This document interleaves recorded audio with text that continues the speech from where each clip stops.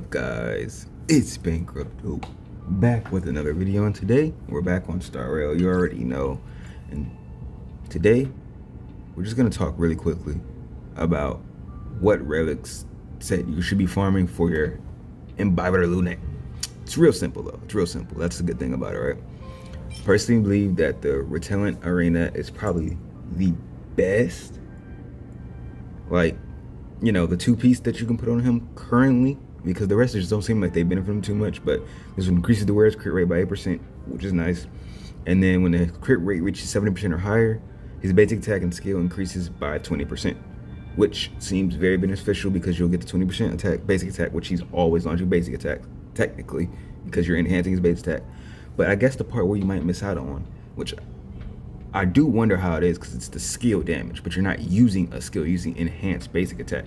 So it'd be nice if it applied the skill uses 20% into the basic attack, but I just don't believe that's how that works. So that part of the passive might unfortunately just be dead if you do reach the 70% or higher, which is very possible. I'm not a theory crafter, so I'm not 100% sure how that ends up working out, but it may or may not do anything for you, so keep that in mind. And then just to go over everything else, this is the effect res and increases the crit damage of all allies, but you want to run this on your main DPS, so that's why you wouldn't use that.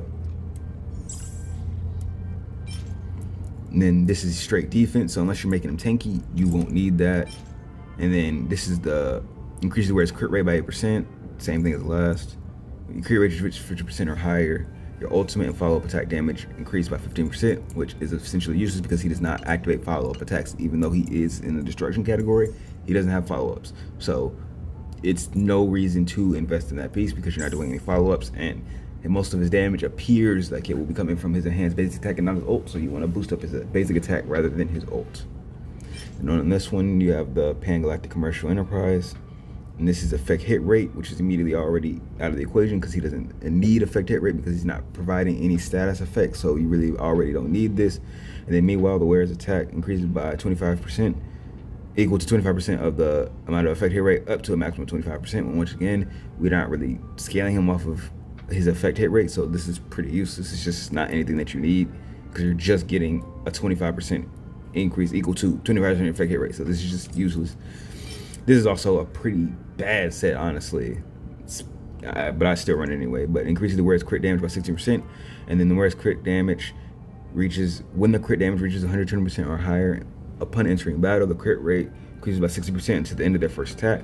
That would be great if it wasn't just an increase of crit rate by 60% at the beginning and then it just drops off. It's really, like, that's the unfortunate part about this. That's just so... It's very useless outside of the very beginning of the fight. World 4 increases the wearer's break effect by 60%. When the wearer's speed reaches 145 or higher, the wearer's break effect increases by extra 20%. Obviously, you can build any character on break if you want to. So if you really want to make a break in Imbibitor Lunae, you can, and this can work for that if you're building him to do a lot of break.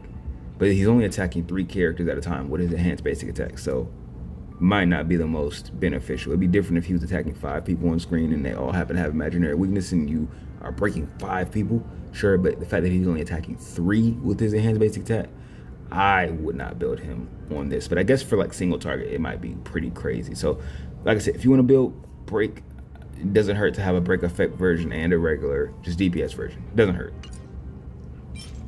And then increase the wearer's energy generation rate by 5%, and when the wearer's speed reaches 120 or higher, the wearer's action is immediately advanced by 40%. And I guess this is more for the speed tuning. The reason I tend to ignore the speed stat ones, 145 and 120, is because that means you're speed tuning, and if you're free to play, chances are you are not speed tuning. So it's all like, it's hard for me to recommend people to do things based off speed tuning when you are still struggling to clear the game in general. So I don't really ever do anything based off of speed. Keep in mind, I'm a person who plays the game pretty often, and I can do everything, and I do not speed tune. So it's just literally more stress in your life. I don't speed tune, I can clear everything in the game. But if you want to speed tune and everything like that, go for it, have fun. It's just not anything that I do because I think it's another layer to it makes the game more than what it is. You know, that it's just too much extra stuff for minimal. I mean, it's not minimal. It's a pretty drastic, like, upgrade to your team when you speed tune it, but it's just something I just don't feel like doing and I don't need to do. Then you have Space Sailing Station, which is another good, decent set that you could have run on him. It's a flat 24%, period. All you have to do is reach speed 120 and it's flat 24% attack. Decent on almost everybody in this game. And then same for this one. Increases the max HP by 12%, and when the wearer's speed reaches 120, all allies attack increase by 8%. This is good for your supporters. You want to run it on Imbibitor Lunae because you're your main DPS, so you're not going to increase your allies, you want to increase yourself, so you might not run this. And by the way, I am in my farming session. And the Yangqing grinding arc is on halt, and we are on our grind to get Imbibitor Lunae's some stuff for him, you know. So if you're wondering why that's just completely halted, this is why, because we're trying to get him built up. Imbibitor Lunae built up before he drops. Trying to get some things out of the way before he drops. And I'm not gonna lie, I'm going to break the bank and go ahead and buy a whole bunch of trace packs and level up books because I'm tired of grinding. So I'm gonna do that. It's just not fun, in my opinion. So I'm going to buy it because it's not a part of the game that fulfills any desire at all for me. It's not fun to grind it. So skipping that part doesn't impact how I feel about the game personally, because my brain is off when I'm farming anyway.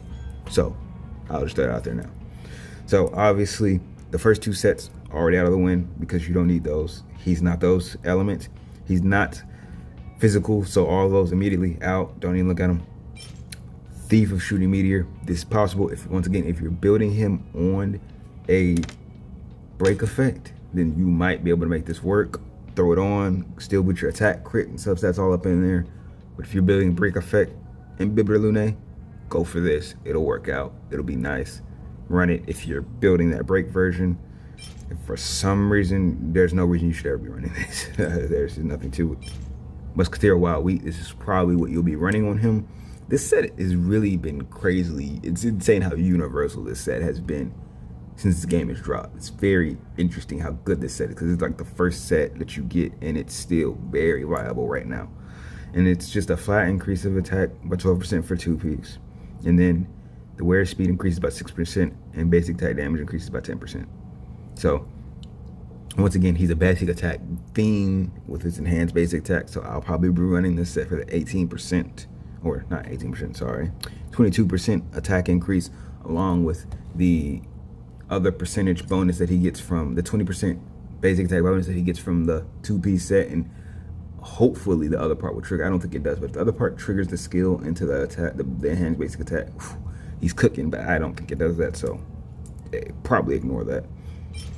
This is to reduce the damage taken. I think this is probably the best defensive piece you can put on any given character all the time because it reduces damage taken by 8%, and at the beginning of the turn, the wearer's HP is equal to 50% or less. He restores HP equal to 8% of their max attack and regenerates 5 energy.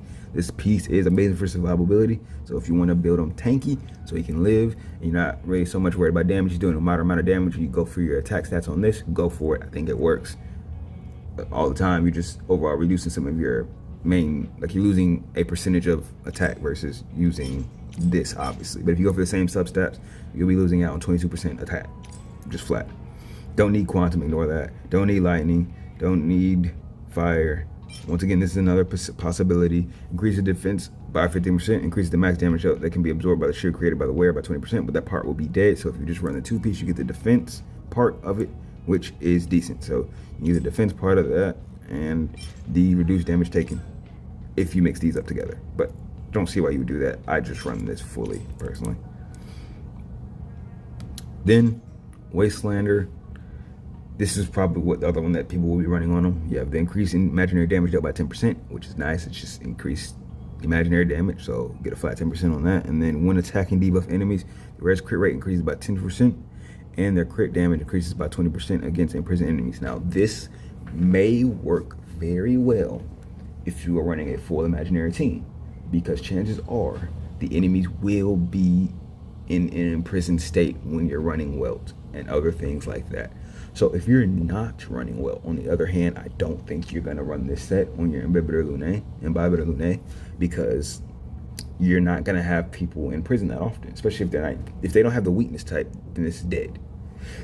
The whole bottom part of it is dead if they are not in prison. So I won't be running this. I'll run the Musketeer set because it's more universal, but if you have this as a backup and it's your best, you run it anyway. Okay, you get it. You understand how this works. If this is your best set, if your musketeer set is not as good as your imaginary set, take your imaginary set and put it on, and vice versa. Or you can flip flop them for the scenario. If you have both, you use them in the scenarios that will benefit you most. If you're gonna have a whole bunch of imprisoned enemies on the field, you run this. And if you you're not, and you're just doing normal damage through a toughness bar, then run the musketeer set. So yeah. And then the last two sets, Longevous Disciple, you probably won't run this, but increases the max HP by 12%. Decent on every character in the game, unless they want low HP, which I don't know who wants low HP.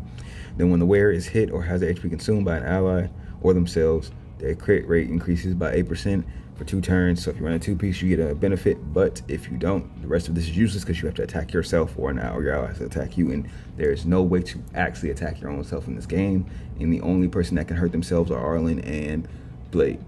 So yeah, that's that. And lastly, Messenger traversing hackerspace. You really don't need speedy imaginary units, so I don't see why you use this, honestly, but it's here. When the wearer uses their ultimate on an ally, the speed for an ally increases by 12% for 1 turn. And once again, he's not using his ultimate on allies. He only uses it against enemies, so therefore that part of the passive is dead and useless. So, 2, recover really fast. The viable sets: the imaginary Wastelander, Guard of Withering Snow, Musketeer of Wild Wheat, and Thief Shooting Meteor. Those are your most viable sets that you can run for him. I think, in my opinion, the best one will be the Musketeer of Wild Wheat with, I always have to remember where things are, with the Rudolent Arena set. It's probably what I'll be running. So yeah, just to let you know, I'm just giving you guys information about what I think I'll be running and how I'm running and what I'm grinding. So I'm currently grinding this setup right now in Simulator Universe, and I'm turned to my Cavern Corrosion to grind the Musketeer set back up. So that is that. And I'll be going on to talk about how I think you should be building Fushuan in the next video. So thank you for watching. If you watch, drop a like on the video. Let me know what sets you're going to be running. Imbibitor, Lunae if you pull them. Thank you guys for everything. I'll catch you guys next time. Peace.